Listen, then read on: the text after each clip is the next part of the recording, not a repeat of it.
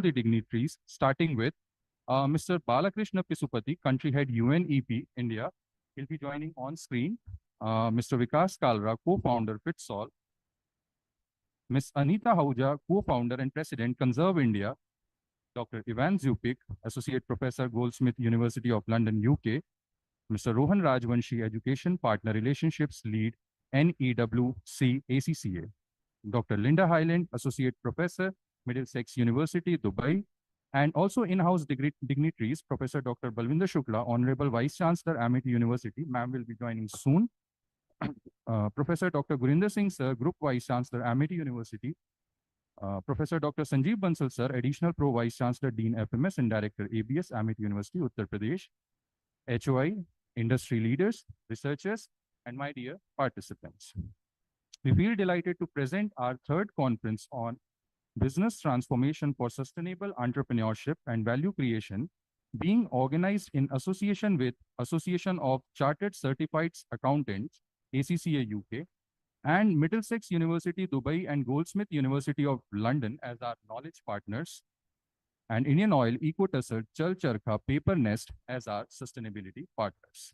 We also thank Shri Bhupinder Yadavji, Honorable Union Minister for Environment, Forest and Climate Change, who has consented to be chief guest for this conference, but could not join due to his emergency appointment.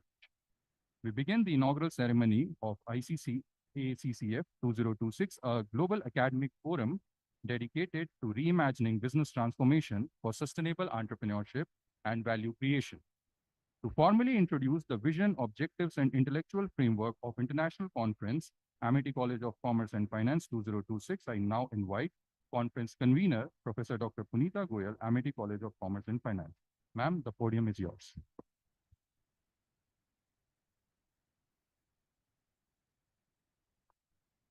Respected dignitaries on the dais, ladies and gentlemen, a very good morning to all of you.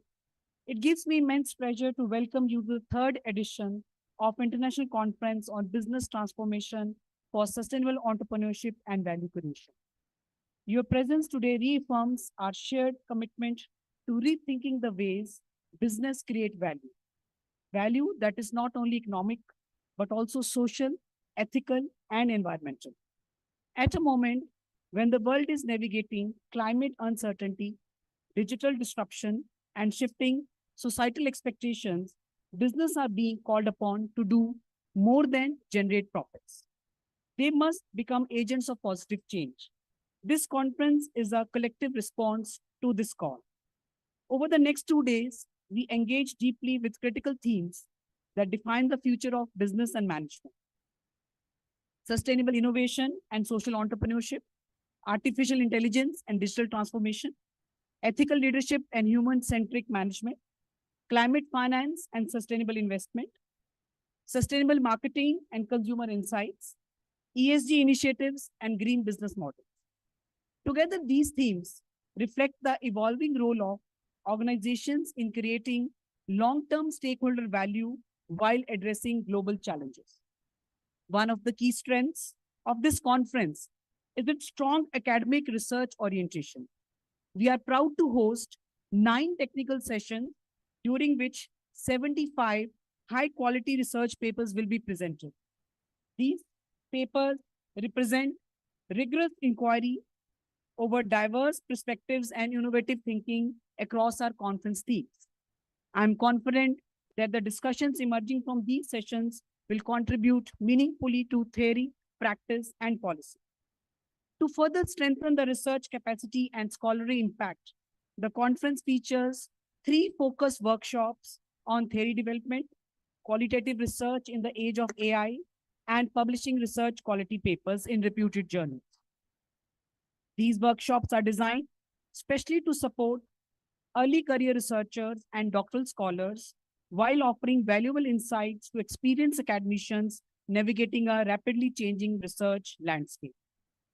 Adding a vital practitioner perspective, we also host a panel discussion with social entrepreneurs who will share real-world experience of building ventures that are purpose-driven, resilient, and socially impactful.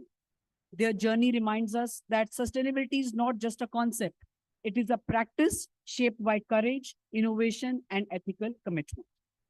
At this core, this conference is a platform for dialogue and collaboration, a space where academicians, industry professionals, and researchers come together to deliberate, debate, and co-create ideas on how business can truly become sustainable and generate value for stakeholders. This conference stands on a strong foundation built by the remarkable success of its first two editions. Those editions generated vibrant academic discourse and led to publication of more than 10 research papers in high-quality Scopus Index journals, along with a Web of Science Index edited book. These outcomes are a testament to the quality of research, rigor, review process, and the collaborative spirit fostered by this conference. Encouraged by this success, we move forward with renewed commitment and higher aspirations. I would like to take this opportunity to sincerely thank our advisory committee, organizing committee, reviewers, speakers, partners, and volunteers for their dedication and hard work in making this conference possible. With these words, I once again welcome you all to this conference and wish you an enriching discussion, inspiring ideas, and truly rewarding experience. Thank you.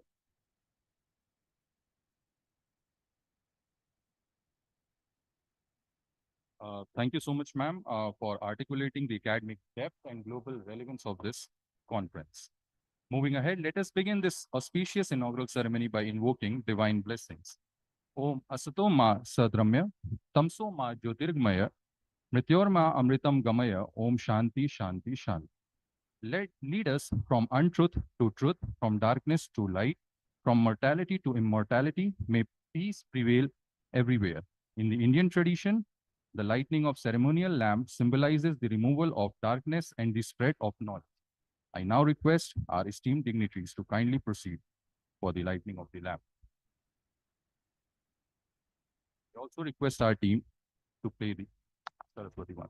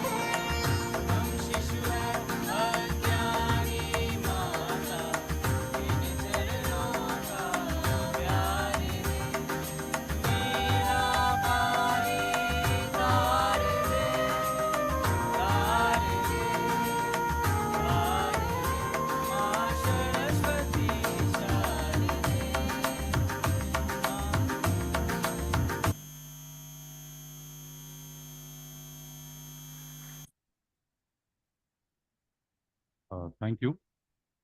Knowledge illuminated with wisdom is the foundation of sustainable transformation. Now, it gives me immense pleasure to invite Professor Dr. Sujata Khandai, Director ACCF and Chairperson ICACCF 2026 for the formal welcome address. Ma'am, please.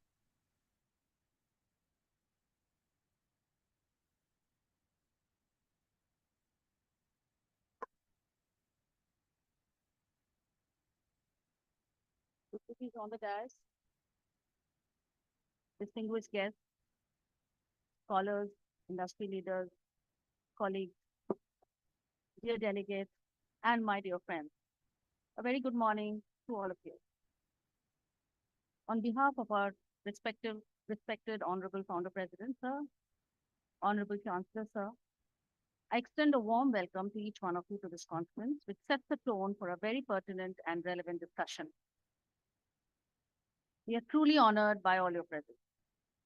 Your participation, coming from diverse countries, disciplines, professional contexts, reflects the shared global urgency to rethink how businesses create value in a world which is marked by climate risk, technological disruption, social inequality, and shifting stakeholder expectations. Sustainability is something which is very close to my heart. And that's the reason why we continue having this conference year after year, which has grown tremendously since the first year we started. That's because today business transformation is not just about competitive advantage alone. It is a matter of responsibility. And that's the reason why this conference is to teach you responsibility, to create awareness so that you learn to take onus for all your actions. Sustainable entrepreneurship calls upon us to move beyond short-term profit maximization and towards long-term value creation. And the question that we should be asking today to each, and we should ask ourselves, and we should ask each other these questions, the deeper questions that plague each one of us. How can innovation serve not just markets, but society? How can enterprises grow while remaining ethical, inclusive, and regenerative? And how can leadership shape businesses that are fit for the future? I think these questions should linger in your mind, and you should find some time to find answer to these questions, because you as students will be embarking on a journey either as corporate leaders or as entrepreneurs. And these are questions you should answer before you take any step. And thus, this conference is designed as a vibrant platform for exactly these kind of conversations. We hope this forum fosters meaningful dialogue, interdisciplinary collaboration, and actionable insights. Ideas that I hope do not remain confined to these seminar halls and conference halls or journals for that matter, but translate into policies, strategies, innovations, and ventures that create enduring value. As we begin this intellectual journey together, I invite each one of you to engage openly, frankly, question deeply, collaborate generously, and envision boldly. Let this conference be not just a meeting of minds, but a catalyst for transformative action towards sustainable entrepreneurship and responsible value creation. Once again, a very, very warm welcome to each one of you for supporting us, for being here with us, and for believing in us. I wish you all an enriching and memorable conference. Thank you once again.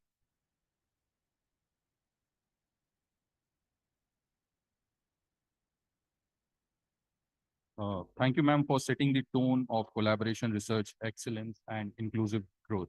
Ma'am, I'll again request you to welcome our esteemed guests by providing the samples.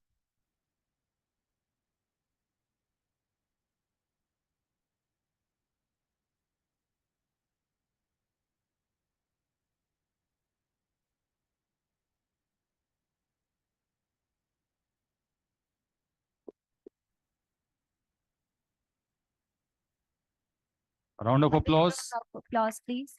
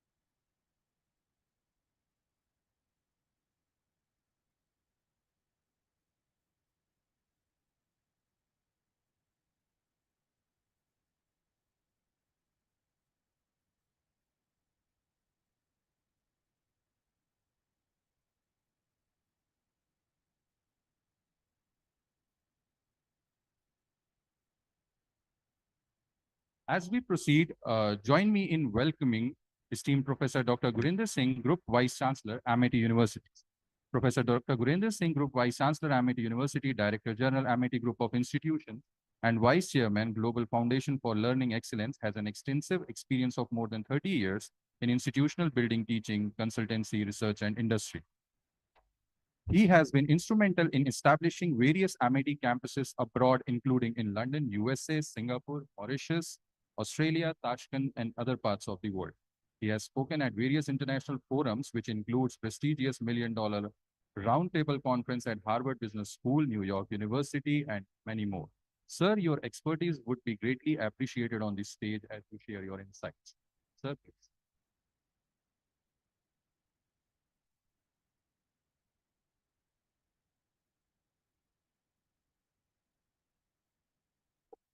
Good morning to all of you. On behalf of our founder, who's watching you live, Dr. Ashok Chauhan, our Chancellor, Dr. Atul Chauhan, the dignitaries on the dais, Dr. Sujata, you are an amazing leader. We have seen you the way you have been running both ACCF and ASB, and also large number of people and guests who have come from industry and academics. I can see Ms. Anita Ahuja, co-founder of the Conserve India, Dr. Ivan, Associate Professor of Goldsmith University, Mr. Rohan Rajvanshi, Education Partner Relationship of ACCA India, Dr. Linda, who's Associate Professor of Middlesex University, and also Mr. Balakrishnan, who may be joining us online. Very warm welcome to all of you. Dr. Sujata has given me a job to inspire and motivate all of you, especially to the ACCF students and researchers who have come in large numbers to attend this conference. I'm going to give you two examples. First is of our founder, Dr. Ashok Chauhan, who is quite associated with the topic which you have kept for the today. Dr. Sujata spoke about the three words: entrepreneurship, sustainability, and innovation. And I think if you look at all these three words, these are the three pillars on which Amity is standing today.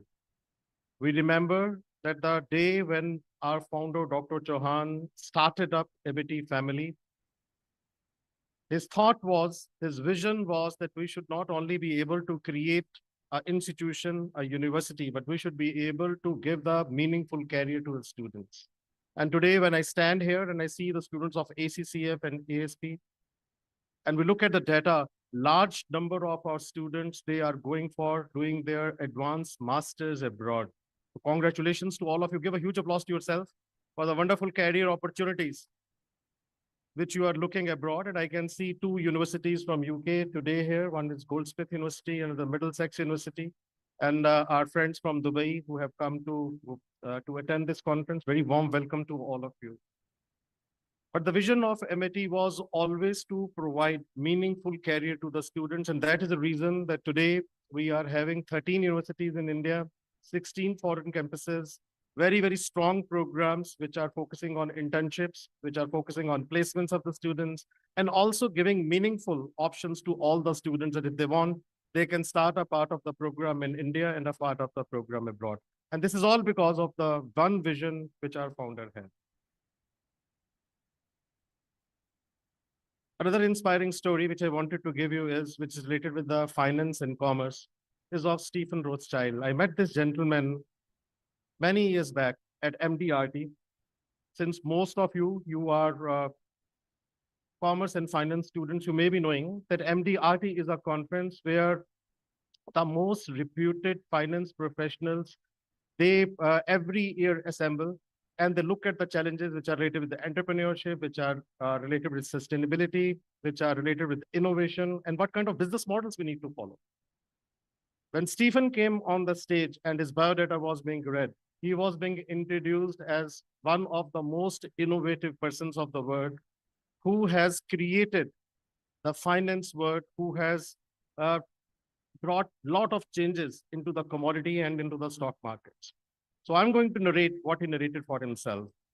35-year-old person coming up, 20,000 people waiting at New Orleans. to listen to him, and he comes and he narrates his story, which I'm narrating for the next 5 minutes, which may inspire you. And he narrated that today I am 35. And if someone asks me that what is the name of my father, I will not be able to tell you who was my father. I don't know who he was, whether he was a Jew, whether he was a Hindu, whether he was a Muslim. I don't know who he was. For me, my mom was everything. If I can speak well, it's because of my mom. If I can stand confidently, it's because of my mom. If I can speak confidently, it's because of my mom. She gave me the first language. I remember that I used to live in a very small apartment in New York, where my mom used to daily ask me one question, the same question your mom must have asked you daily, that what will you become when you will grow up? Will you become successful? This is a question which every mom asks to her child. So this was a question my mom used to ask every day, that Stephens, when you will grow up, will you become successful? And I used to tell her, yes, of course, mom, I will become successful. But I used to see that my mom used to cry, sometime in a kitchen, sometime in a living room, sometime while watching TV. And I used to ask my mom, Mom, why you cry? And she used to say, I want to see you successful, Stephen. I have a dream that you will one day, you will bring something home on which we all will feel proud. God was very cruel to us because I had only one friend, which was my mom, and I was 6-year-old. When one day, when I came from the school, in my small apartment, one-room apartment, I saw a fire brigade, I saw an ambulance, and I saw a lot of people. And while I was going, someone said, Hoover Stephens, his mother has committed suicide. I don't know that what is the meaning of the word suicide. I had to open up the dictionary to understand that what the word suicide means. But when for the last time, when I kissed the body of my mom, it seemed to me that her eyes were asking the same question, will you become successful?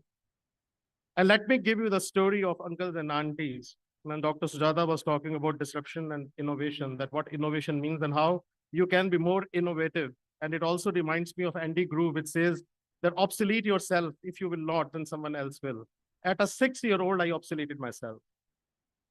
I was taken from New York to a small place from where my journey of exploitation started. I was brought to Memphis, where my uncle and auntie told me that I have to wash dishes. So in the morning, I used to wash dishes. In the evening, I used to wash dishes. In the afternoon, I used to go to the school. And this happened for 1 month. And for 1 month, when they kept on exploiting me. I kept on crying. And one day, I cried loudly. And I asked stars, oh stars, please return my mom to me. Please return my mom to me. Please return my mom to me. She was my only friend. Stars never returned.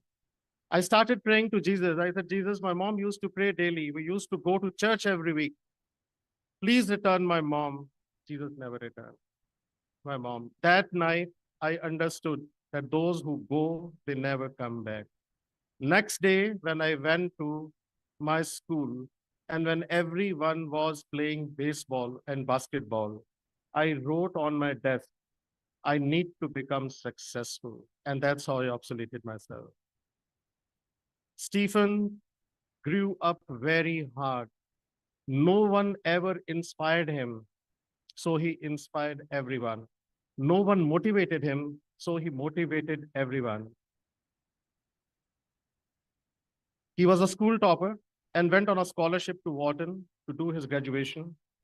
After doing graduation, he got a very good job, which he never took. He entered into the area of finance, created a company, started playing on the stock exchange, which many of you, as finance students, you may be thinking that you need to do. 33% of his profits used to go back to his company. During the COVID, when everyone was closing down, he expanded. And you will see that no one, 1% is the attrition in his company. And within no time, he was the one who created about 27 companies in China, in USA, and in other parts of the world. And he says that today, people stand in a queue to meet me.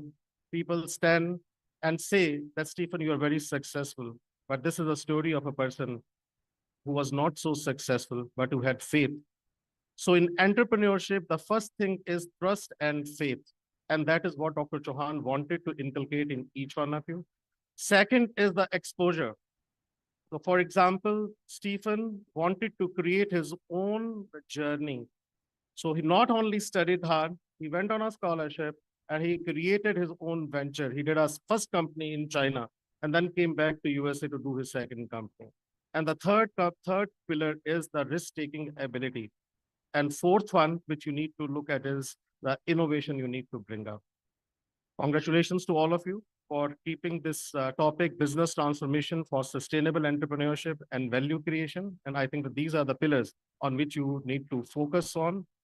Those who don't know MIT, we have got also the School of Sustainability in San Francisco, which Dr. Chauhan started many years back, where we are focusing on environment and on sustainability issues. But congratulations to all the researchers and to ACCF faculty and large number of researchers who are presented. I've been given to understand that 75 papers are being presented. 10 papers are being published in the Scopus Index Research Journal, and the Web of Science Journal is being published. Thank you so very much. It was a pleasure speaking to you this morning.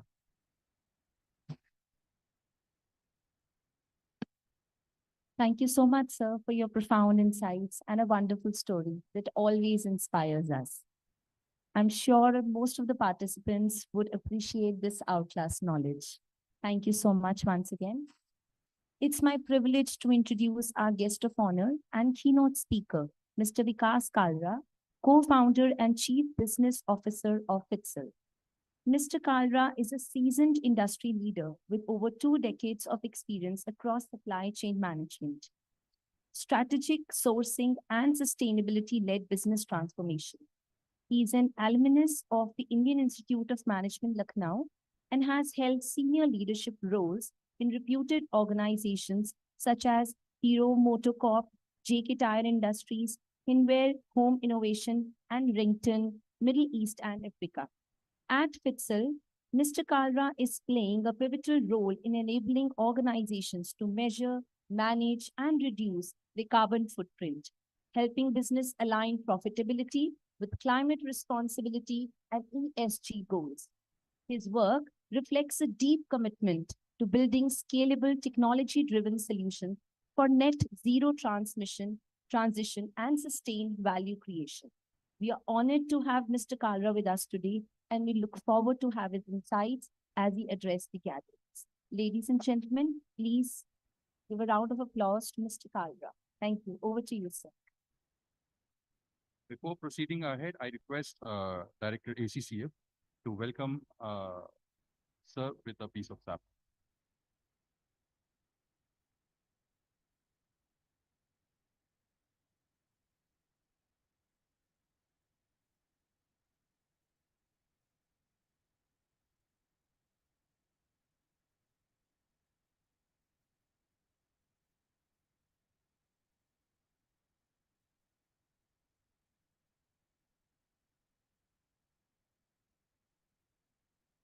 Good morning, everyone. Hi, so my name is Vikas Kalra. So I'm one of the co-founder and chief business officer of FITSL. So before coming on board with FITSL, I've spent more than 23 years in industry, where I have worked specifically in the supply chain domain. And so the reason why we started FITSL was because we felt there is a big void while we talk about the Scope 3 carbon emission. Okay, so in sustainability journey, a lot of people were talking about the Scope 1, Scope 2 carbon emission, and they were concentrating on their own carbon emission within their own manufacturing boundaries. But what we saw, the world is changing and changing very fast. In the last 1 decade, there had been a massive change the way people look at the sustainability as a subject. And the reason for that is sustainability nowadays, it's not a moral choice. It's not a CSR initiative, but it's a supply chain decision for the organization. It's a cost decision for the organization. And it's also an opportunity for all the budding entrepreneurs who are looking to generate certain amount of meaningful business and sustainability going forward. Just to give you a context, today morning only I was just reading an article in Economic Times, wherein as per Niti Aayog, they say India as a nation has taken a pledge to be net zero by 2070. So while we have taken this pledge, but it is easier said than done, we have to make an investment of more than $25 trillion to be net zero. So that kind of a massive investment would be required in next 3 to 4 decades in Indian industry. So if you just break it down on annual basis, more than 500 billion of investment would be required year on year basis in Indian industry in sustainability. And how much are we doing today? I don't know if anyone of you have any idea. So today, India as a nation is spending close to $150 billion on the sustainability initiative. So if you just break it down in terms of the Indian GDP, which is today at 4.5 trillion, so what we are spending is way too less, which is approximately 2 to 3% of our GDP is being allocated towards the sustainability. So here we see there is a big void in terms of India's pledge to the UN, India's pledge to the other nations, and India pledge to its own citizens to make India as a sustainable country in next 3 to 4 decades. So there it is unlocks a lot of opportunity for all the budding entrepreneurs and the people who are looking sustainability not only as a research subject, but also looking this as an entrepreneurship opportunities also going forward. So I'll just give you another brief. I think these days a lot of news are coming about India's trade agreement with Europe and US. So India, as on today, has a overall export which is currently around 70 to 80 billion dollar on monthly basis. If you just sum it up on annual basis, we must be doing close to 7 to 800 billion dollar. And as per the projection, next year we should be doing close to $1 trillion of export from here.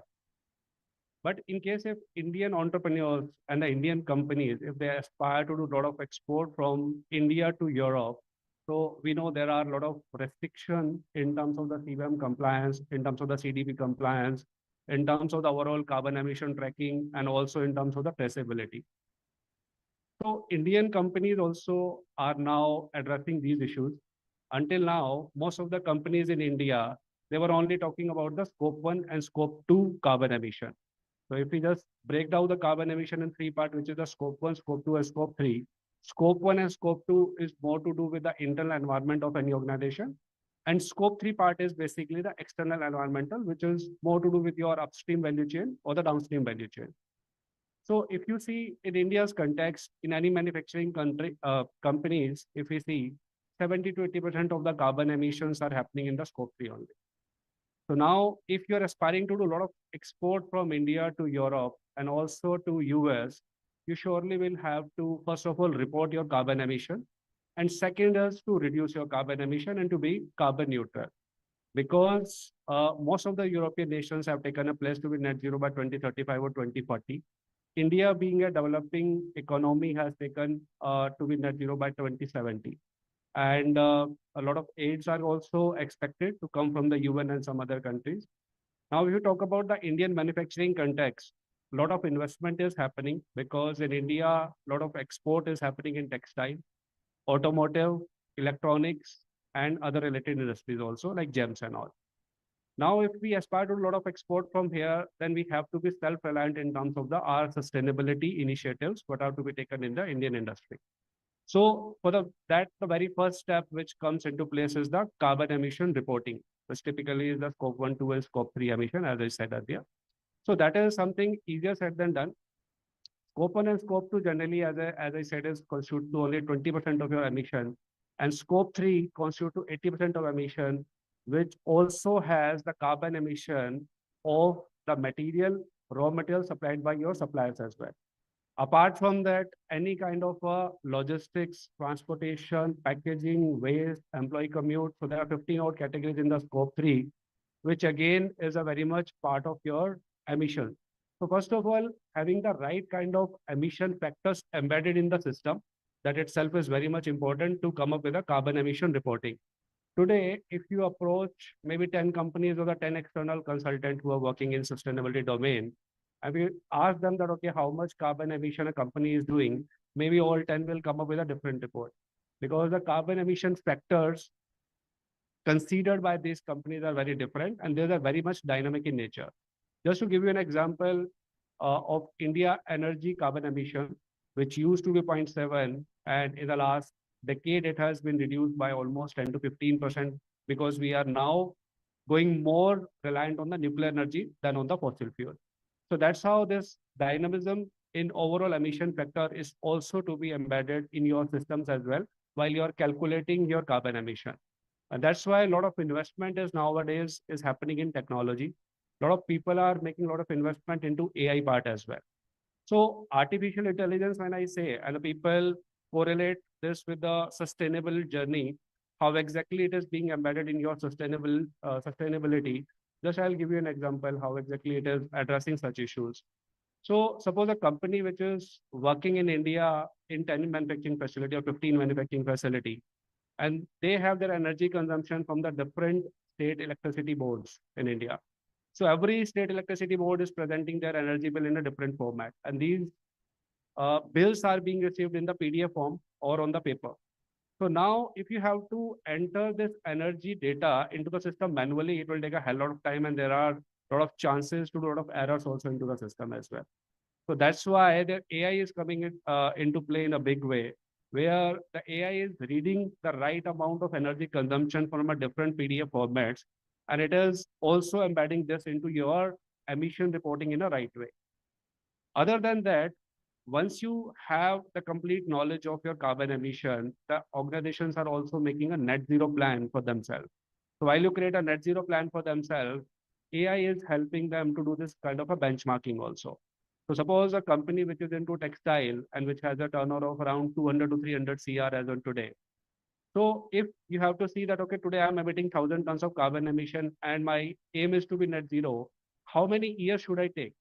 So there the AI is coming up in a big way and it is helping to do this kind of a benchmarking where it is suggesting that, okay, whether this journey should be taking 10 years, 15 years or 20 years down the line. So that way you can create overall net zero plan for the organization. And then system is also suggesting that how you should be achieving the net zero plan. So suppose 50% of the emission today is happening only in transportation. So if that can be reduced by better planning of transportation, if we can create a better milk run plans through which we can reduce the number of trips or the of the trucks, or if we can switch to the EV trucks also tomorrow. Similarly, in the packaging domain, can be switched from the cardboard and can be switched to the more sustainable kind of a packaging, which is a PP boxes on a returnable basis. So these kind of innovative solutions is coming up in a big way.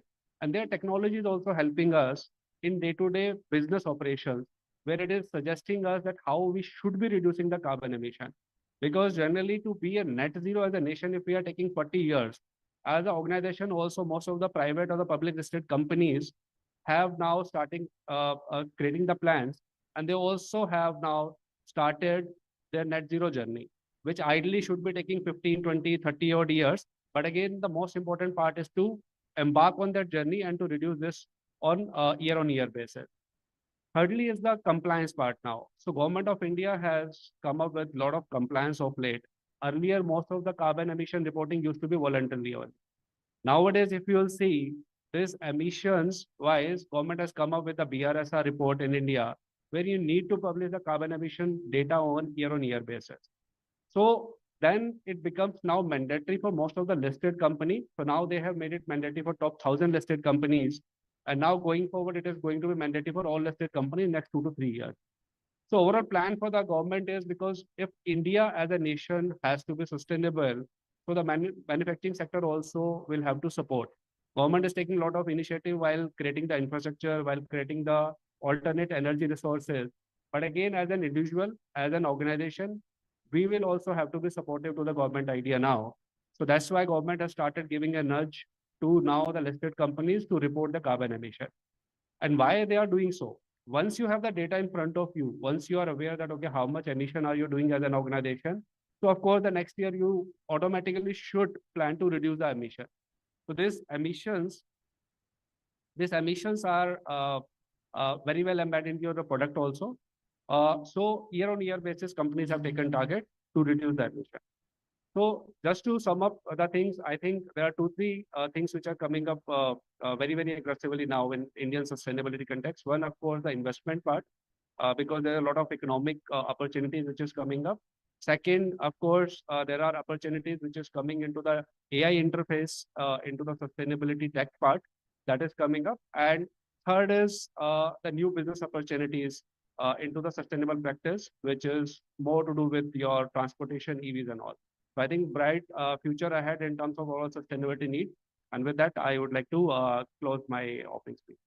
Thanks to everyone.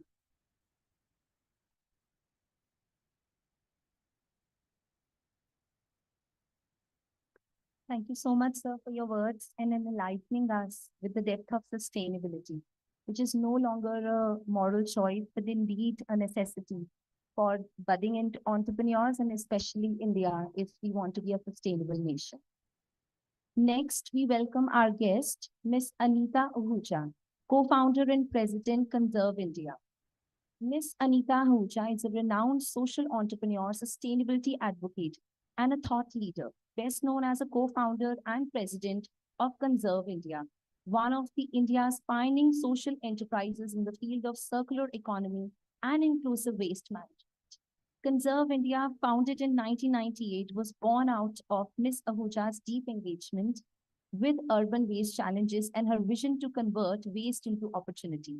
May I request ma'am to please come forward and address the gatherings. Over to you.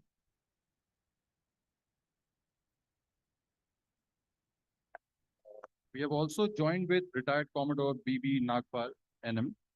He's also former CMD Goa Shipyard Limited. We welcome you, sir. Ma'am, please.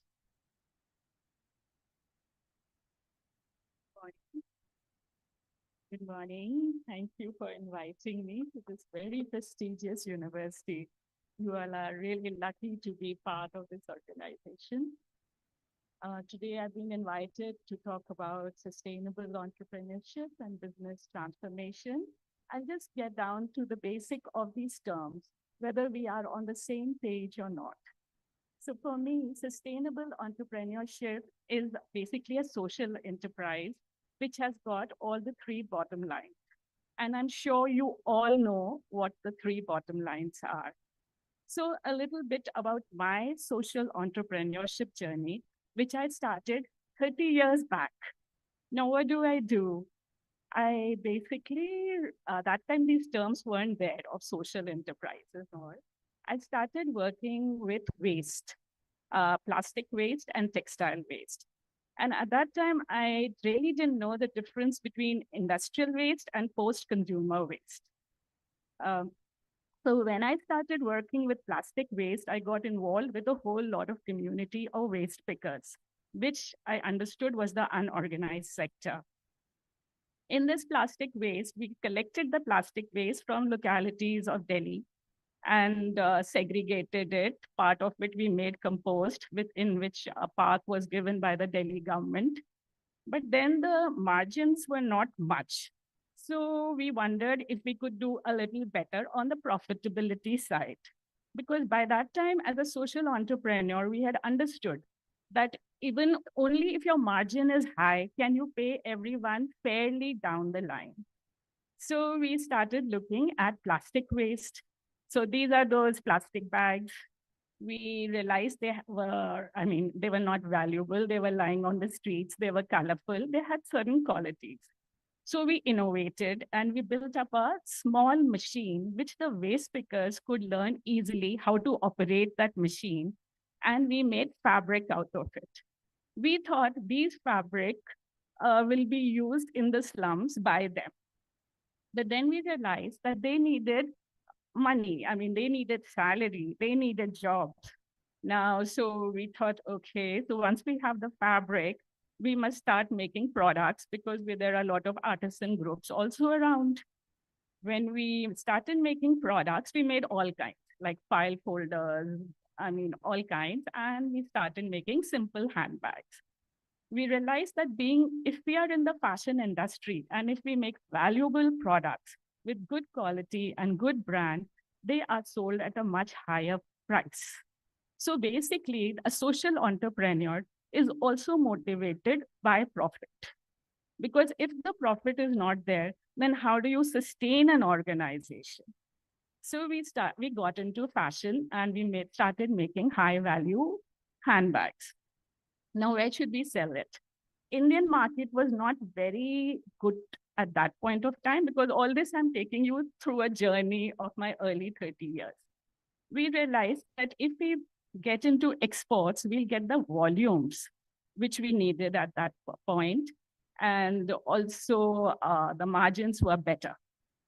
So we became a fair trade company, and we got a handful of high-end boutiques in Europe and America who were also fair trade and willing to give us a good price and understood our storyline also.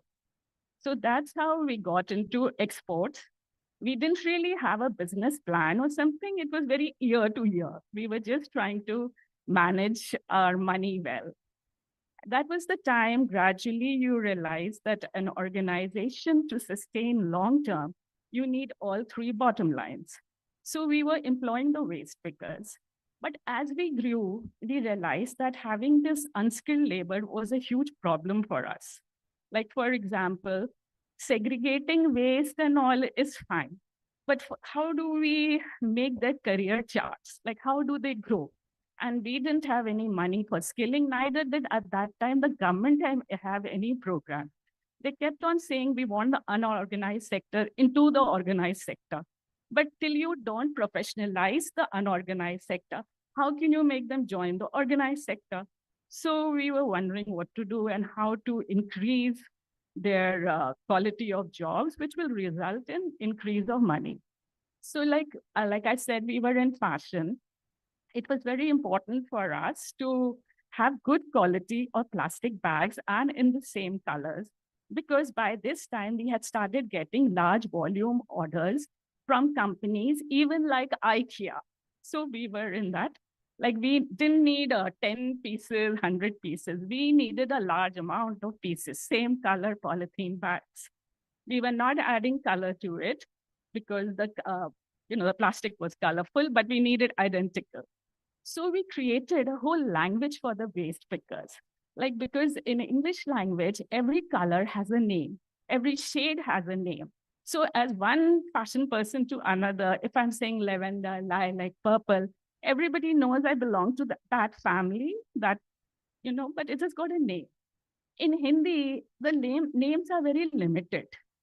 And most of the people in the unorganized speaker, we don't speak the same language.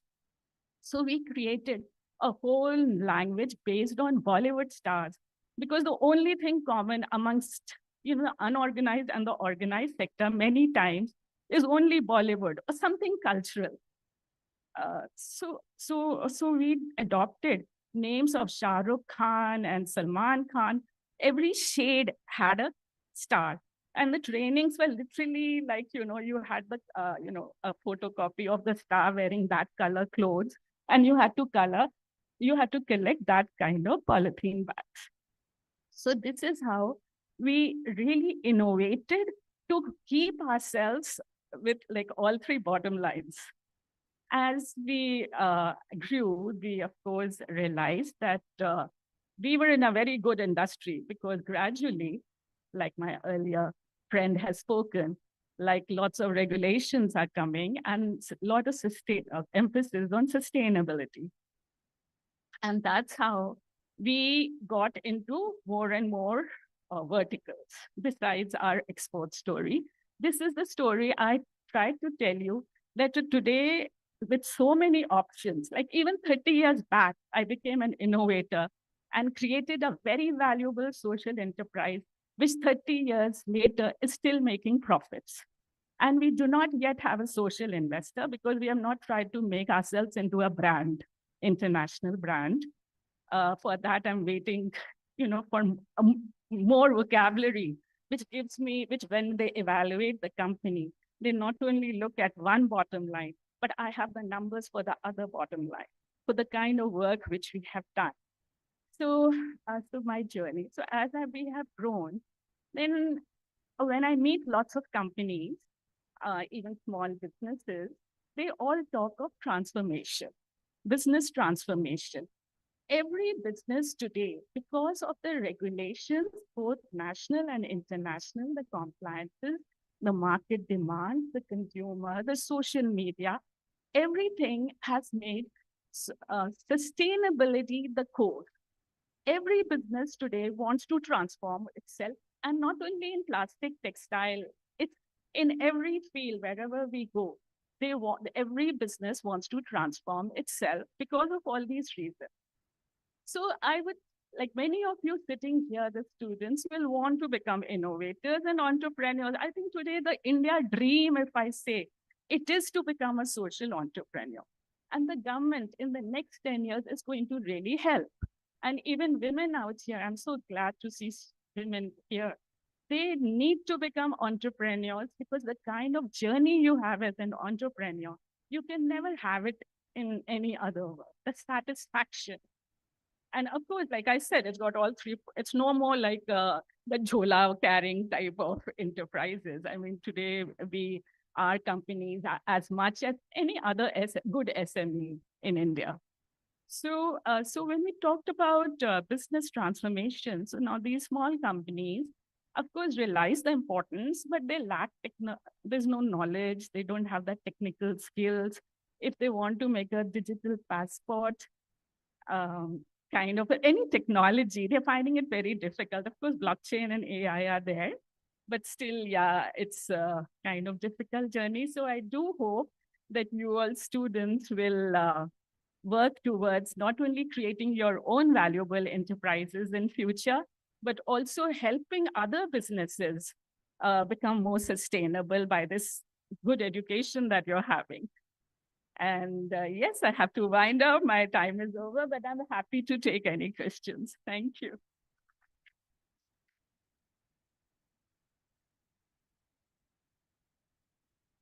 Thank you so much, ma'am, for sharing your 30 years of beautiful journey about waste management, innovation, and creating valuable products, and how organically you have created opportunities for unorganized sector. Now, may I please request Dr. Sujata Khandai, ma'am?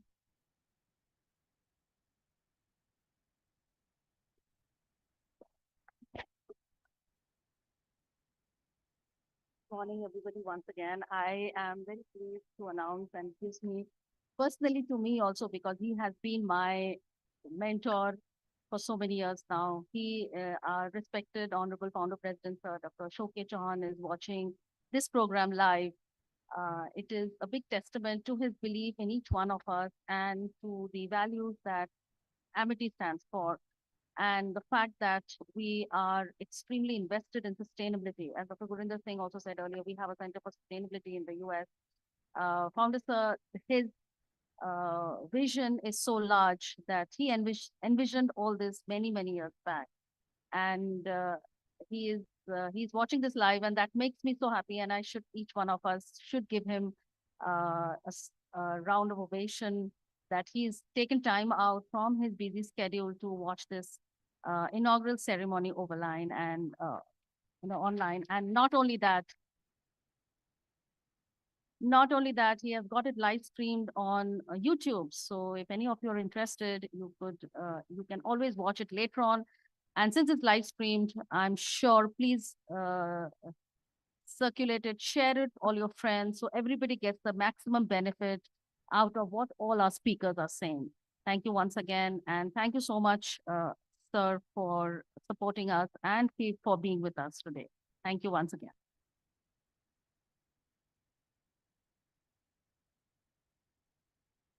Thank you so much, ma'am.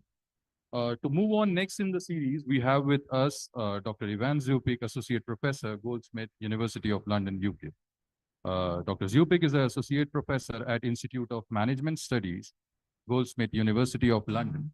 He received his PhD degree in Management and Organization from School of Economics and Business, University of Ljubljana. His research interests include bibliometrics, text analysis, digital economy, high-growth firms, and research methods.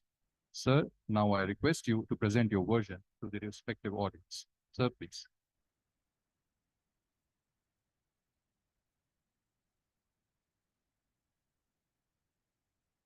Hello, from my side as well. So it's great to see you in such numbers.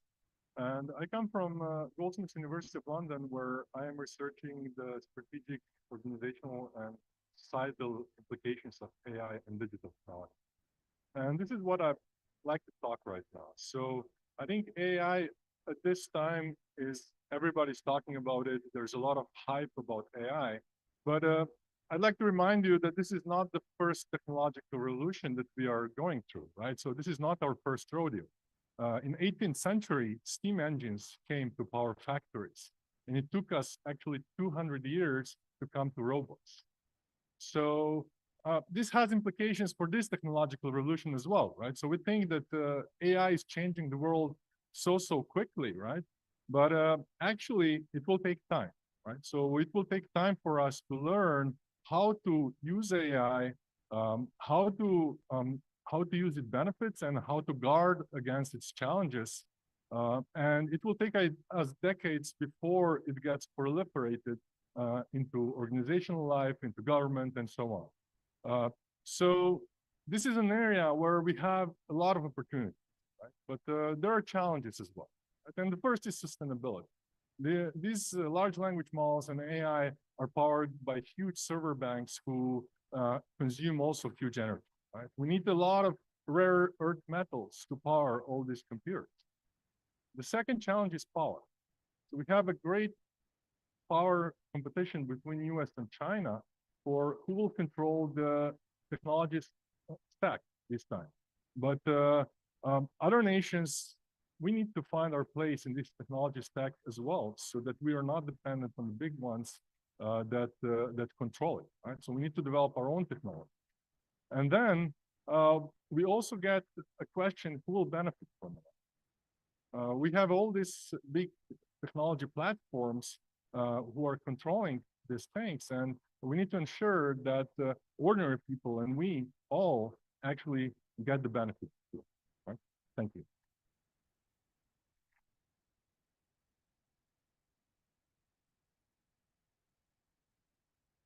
Thanks a ton, sir, for highlighting such pivotal issues related to the conference theme and ideally explaining the same in a wonderful manner. To add in this, we have with us our next guest, Mr. Rohan Rajvanshi, Education Partner Relationships Lead, NEWC, ACCA India. Mr. Rohan Rajvanshi currently serves as the Education Partner Relationships Lead for North, East, West, and Central India at ACCA. Having spent more than 8 years in ACCA, he has been instrumental in fostering institutional relationships, expanding the ALP network, collaborating with diverse corporations, and introducing innovative initiatives to drive the progress of the accountancy field for the southern and northern parts of the country. May I now request sir to address the gatherings.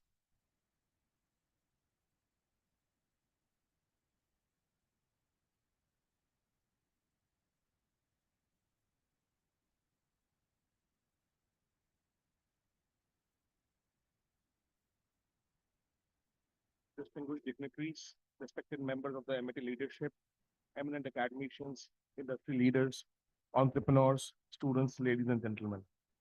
Best of the morning to you. It's a privilege to be at MIT University in Noida for the 3rd International Conference on Business Transformation for Sustainable Entrepreneurship and Value Creation. On behalf of ACCA, I'm delighted to share that we are very proud of this partnership, and we sincerely appreciate MIT University for this collaboration and for creating a platform that brings together academia, industry, and the profession to engage in meaningful dialogue on one of the most critical themes shaping the future of business. The focus of this conference could not be more timely. Across the globe, and particularly in the fast-growing economies like India, businesses are navigating an environment defined by rapid technological change, sustainability imperatives, regulatory evolution, and rising stakeholder expectation. In such a landscape, business transformation is no longer a choice driven by competitiveness alone. It's a necessity driven by responsibility. Equally sustainable entrepreneurship is no longer a niche concept. It's a central to long-term value creation. At ACCA, we believe that value creation today must be multidimensional. Financial performance remains important, but it must be achieved alongside ethical governance, environmental stewardship, and social impact. Sustainable businesses are those that create value not only for shareholders, but for employees, communities, and future generations. This shift has significantly elevated the role of financing and accounting professionals. Today's professionals are not merely record keepers or compliance experts. They're strategic advisors, risk managers, and increasingly enablers of sustainable decision making. They help organizations understand trade-offs, allocate capital responsibility, manage the risk, and build trust through transparency and integrity. Three key forces that are driving this transformation. Of course, the first one is technology, digitalization, data analytics, and everybody who's speaking about AI to integrated reporting. Organizations are offering these tools tremendously with great potential, but they must be applied with professional judgment, ethical awareness, and a clear understanding of business impact. Second, sustainability and regulation. From climate-related disclosures to integrated reporting, organizations are expected to demonstrate accountability for their broader impact. Sustainability is moving beyond reporting. It is becoming a core driver of strategy, investment, and performance. Third, talent and mindset. Sustainable entrepreneurship demands leaders who think long-term, embrace complexity, and balance profitability with purpose. Developing such talent requires strong collaboration between academia, professional bodies, and industry. This is where partnerships like one between ACC and MIT University become especially important.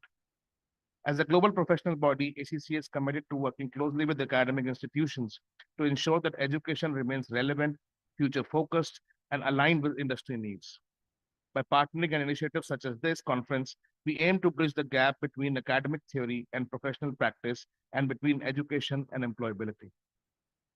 To the academicians present here today, you play a pivotal role in shaping the next generation of professionals, embedding sustainability, ethics, digital skills, and real-world application into teaching is one of the most powerful contributions to long-term economic and societal impact. To the students and young professionals, you're entering a world that needs responsible, adaptable, and purpose-driven leaders. The choices you make and the values you uphold will define the future of business. And to the industry leaders and entrepreneurs, your commitment to sustainable business practices will determine how resilient and inclusive our growth will be. In closing, let me reiterate ACC's commitment as a partner in this conference and the global professional body to supporting sustainable entrepreneurship, business transformation, and the development of future-ready finance professionals. I encourage all participants to use this conference not only as a forum for discussion, but as a catalyst for collaboration and action towards creating value that is ethical, inclusive, and enduring. Thank you very much, and I wish you a highly engaging and impactful conference. Thank you.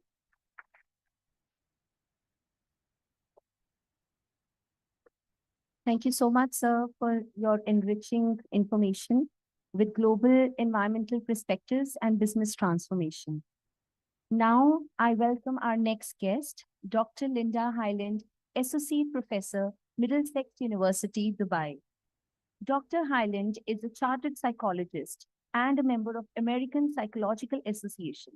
She earned her PhD in science from National University of Ireland, Maynooth, and holds an MSc in health psychology from University College London. May I request ma'am to please address the gathering.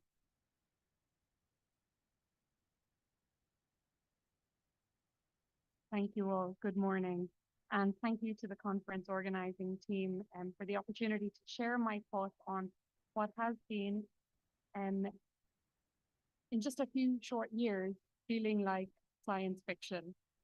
It's been a wild ride in higher education over the last few years, and I know the same remarkable shift has been seen across sectors. When people talk about AI and digital transformation, the tone tends towards being binary and framed in extremes.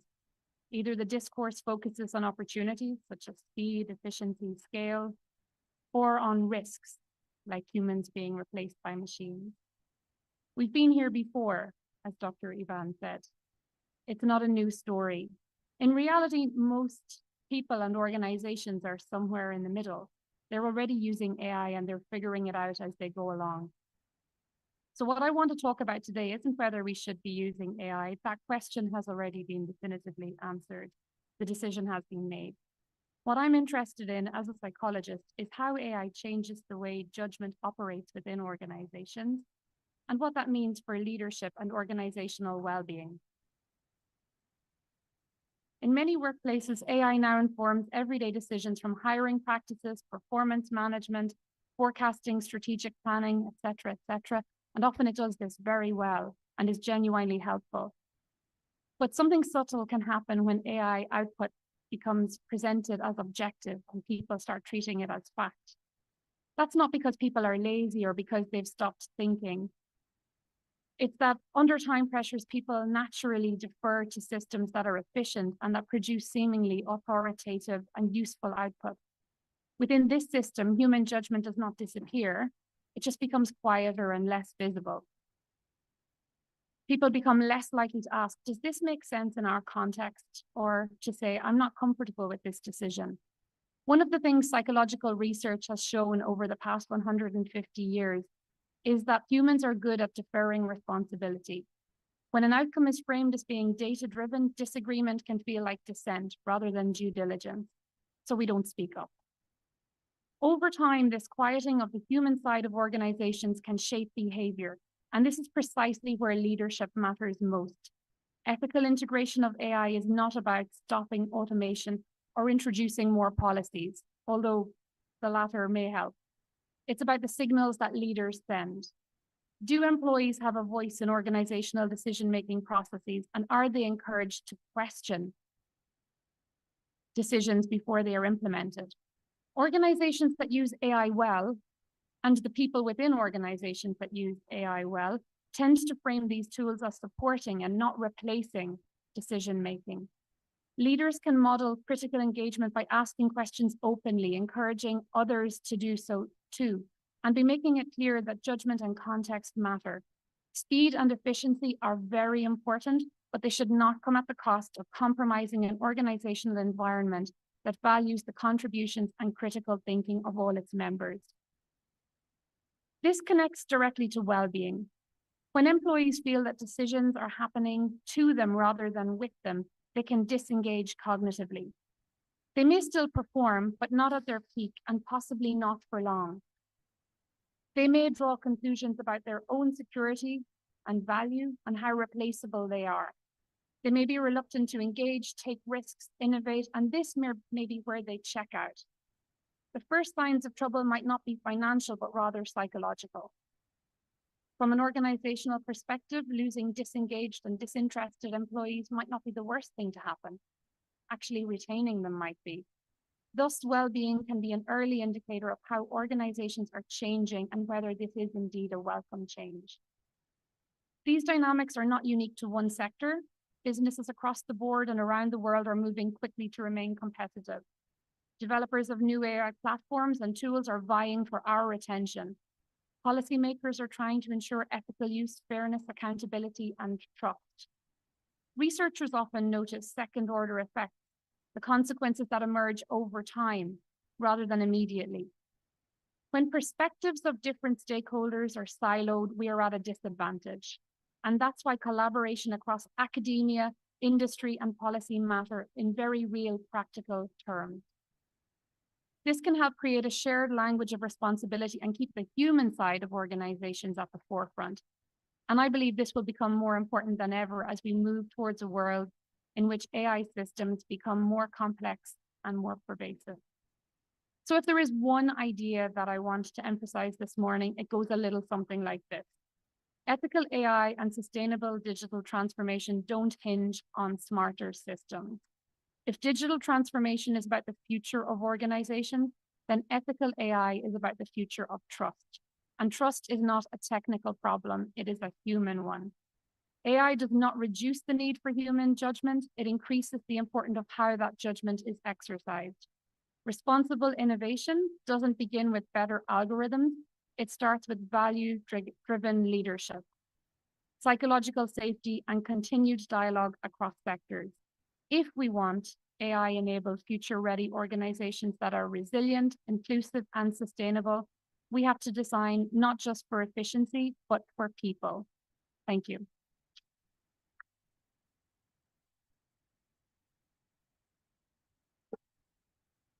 Thank you so much, ma'am, for sharing your thoughts on AI and how ethical it is to support and not replace it in the organizations. And indeed, trust is human-centric.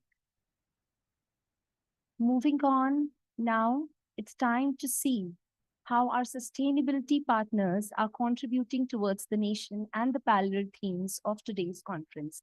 Let us see the glimpse of our sustainability partners, starting with Indian Oil, EcoTussr, Paper Nest, and Jal Charkha. I request IT team to play the video, please.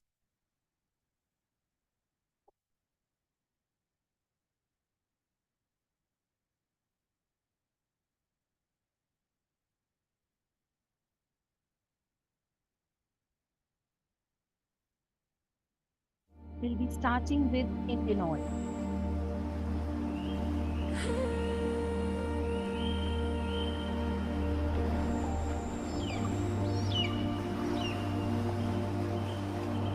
Far out in the Indian Ocean lies a small island, home to only a few people.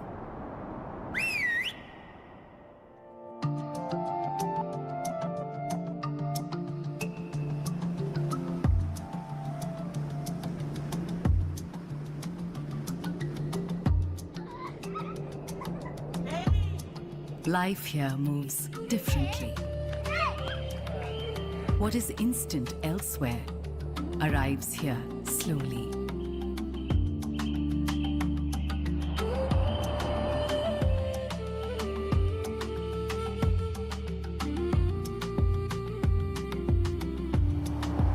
Closer to the sea than the mainland, separation is always felt.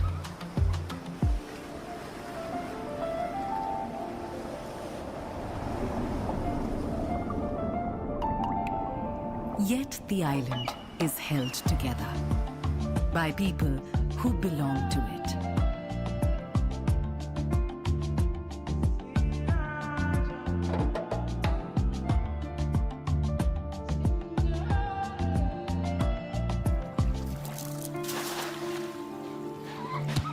As light fades, the sea grows louder.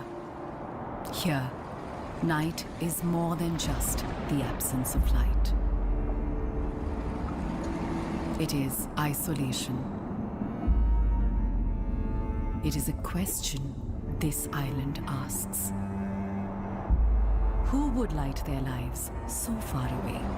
Who would bring energy across the ocean?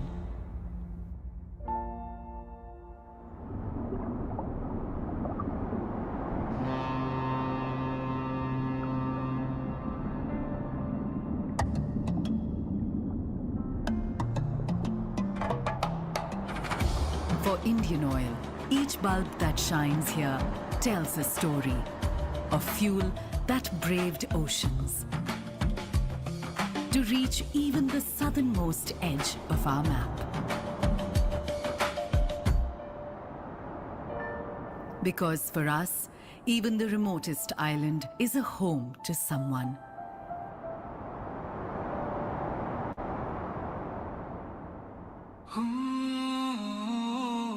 This is who it's for. This is India's energy. It sounds like laughter. It moves in rhythm. Eventually, it finds its way.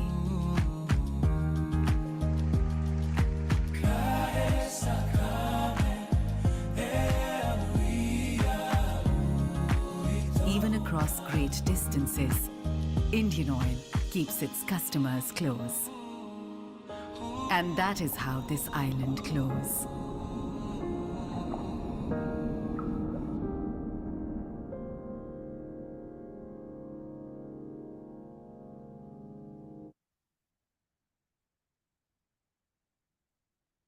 We'll be seeing the glimpse of EcoTussr.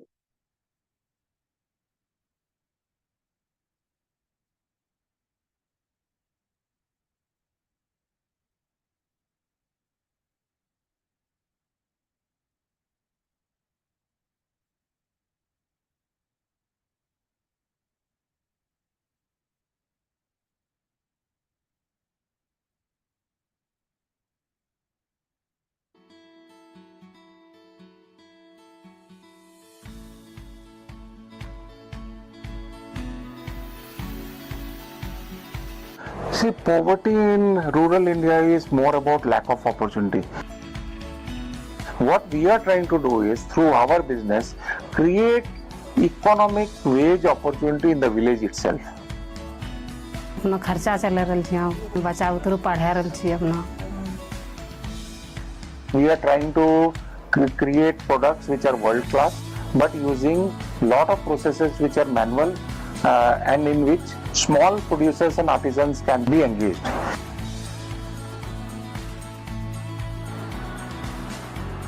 Altogether, at this point in time, approximately 1250 to 1300 women are making and supplying yarn to us and getting an income out of it.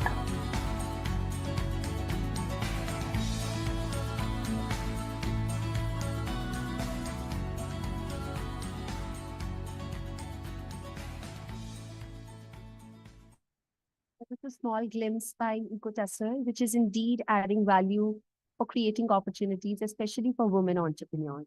Next, may I request to play the small video of our sustainability partners, Paper Nest.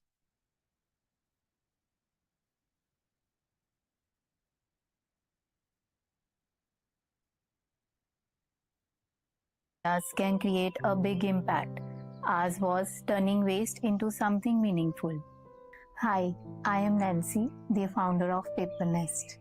Going back in 2017, my deep love for handmade and artisanal products led me to explore new ideas, where I came across the traditional craft of making paper from cotton rags and agriculture waste. The thought of creating paper without cutting down trees was exciting and revolutionary to me. To understand the craft deeply, I pursued a certified course in handmade paper making. In 2019, Paper Nest was born to revive this traditional art and work closely with rural artisans who carry generations of knowledge. This journey transformed my life. From being a homemaker for 13 years, I stepped into the world of entrepreneurship, learning, failing, and growing every day. At Paper Nest, we took traditional handmade paper and reimagined it for today's needs. By combining sustainable materials with functional, modern designs, we created products that people can use every day, at work, at home, and for gifting. This approach helped us grow into corporate gifting space without compromising our values. Today, Paper Nest has handcrafted over 5 lakh products, saved more than 50,000 trees, and kept tons of waste out of landfills. Over the years, we have built our little nest of sustainability with the hands and hearts of our artisans, keeping alive the art of paper making, hand screen printing, and book binding. Join us on a journey to make the world a greener place. Welcome to Paper Nest. Thank you to Ms. Nancy for turning waste into meaningful products, and getting paper from cotton rags instead of trees is indeed sustainable option. Over to the last video, that is by our sustainability partners, Chal Charkha.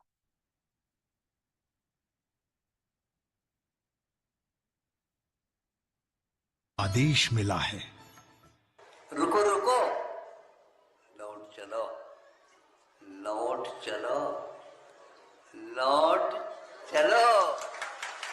कहाँ चले गए थे? लौटने की आवश्यकता पड़ गई। लौटना बहुत कठिन होता है, लेकिन दृढ़ संकल्प ले ले, इंडिया से भारत की ओर लौट चलो। वर्तमान के वर्धमान, अहिंसा के अवतार, जैनाचार्य 108 श्री विद्यासागर जी महाराज का कल्याणकारी आशीर्वाद, जिसकी छांव में भारत की प्राचीन हस्तशिल्प कलाओं और हथकरघा उद्योग के माध्यम से हजारों लोगों को मिल रहा है स्वस्थ और सुखी जीवन। सेंटर नहीं आते थे तो बहुत दुख ही था। यहाँ बहुत अच्छी लगती है सर, पैसा की भी कमी नहीं है। मेरे माता पिता नहीं है, मैं अपनी नानी के यहाँ पे रहती हूँ। मेरे हाथ देखकर मुझे लगता था मेरा कोई सहारा, ये हाथ भी मेरे सहारे के नहीं है, लेकिन चरखा आ गया, मेरा ये सहारा बन गया।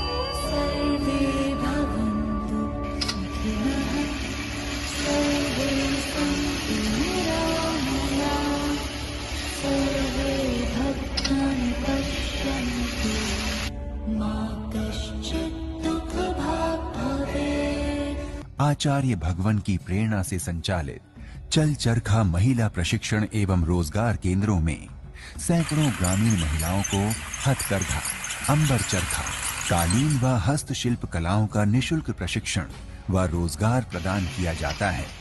अल्प समय में महिलाएं प्रशिक्षित होकर आत्मनिर्भर बनती हैं। हमारे सब लोग खुश रहते हैं जब से कमाने लगे, पहला तो हम कुछ भी नहीं करते थे। इन केंद्रों का उद्देश्य है कि कोई बेरोजगार न रहे, महिलाएं स्वावलंबी बने, प्रकृति सुरक्षित रहे, भारत की कलाएं समृद्ध हों और उनकी आभा दिग दिगंत तक फैले। सर्व मंगल की भावनाओं के साथ यहाँ उत्पादित वस्तुएं आकर्षक, नित नवीन, प्रकृति रक्षक हैं। इनमें भारत की गौरवशाली पारंपरिक कलाओं का दर्शन होता है। अतः आइए और सर्वे भवन्तु सुखिनः की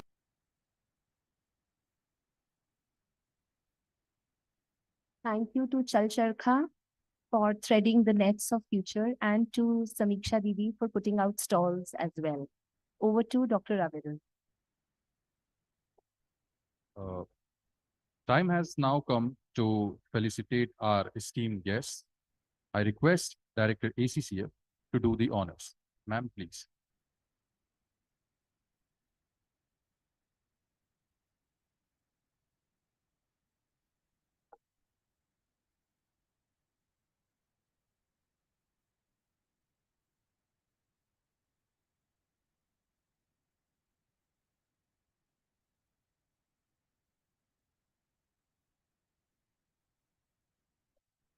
Starting with Ms. Anita Ahuja. Ma'am.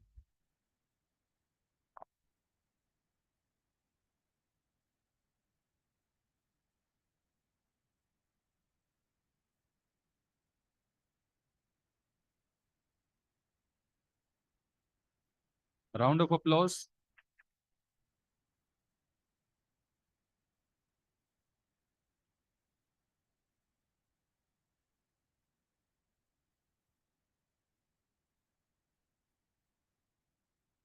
Thank you. Next is Mr. Vikas Kalra, co-founder Fitsol. Sir, please.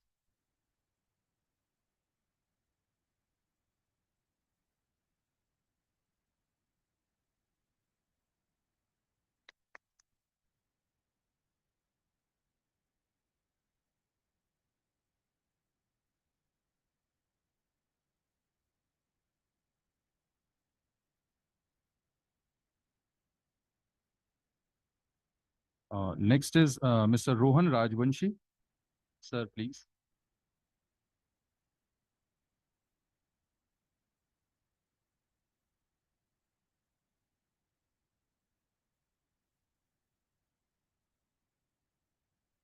So Rohan Rajvanshi, Education Partner Relationships Lead, ACCA.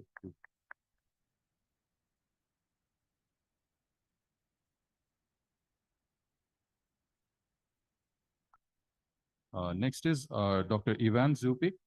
Sir, I request you to please come forward.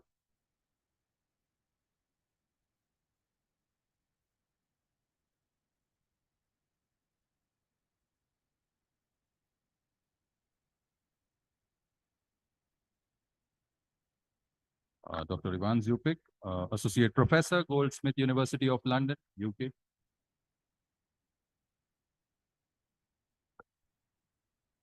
Next is Dr. Linda Hyland.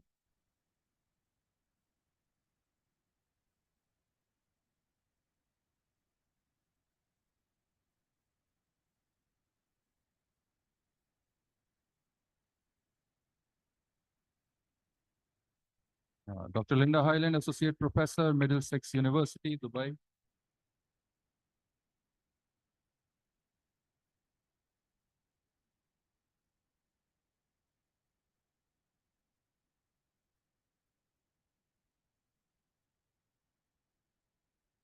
I request all the dignitaries to come forward for the photo session.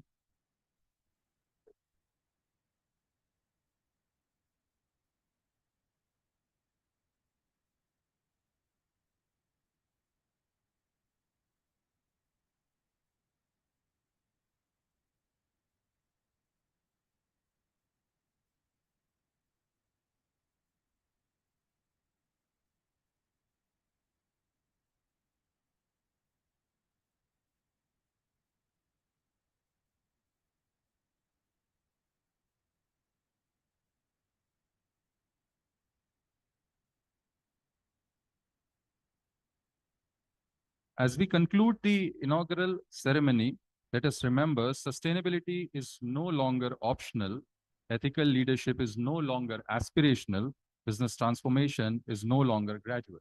It is imperative. With this, we formally declare the international conference inaugurated. Thank you to all the dignitaries and participants. Have an intellectually stimulating conference ahead. I also request kindly join us for high tea. It's actually in lounge, and I also request to visit. There are stalls outside, so you can visit the same too. I request everyone. Thank you.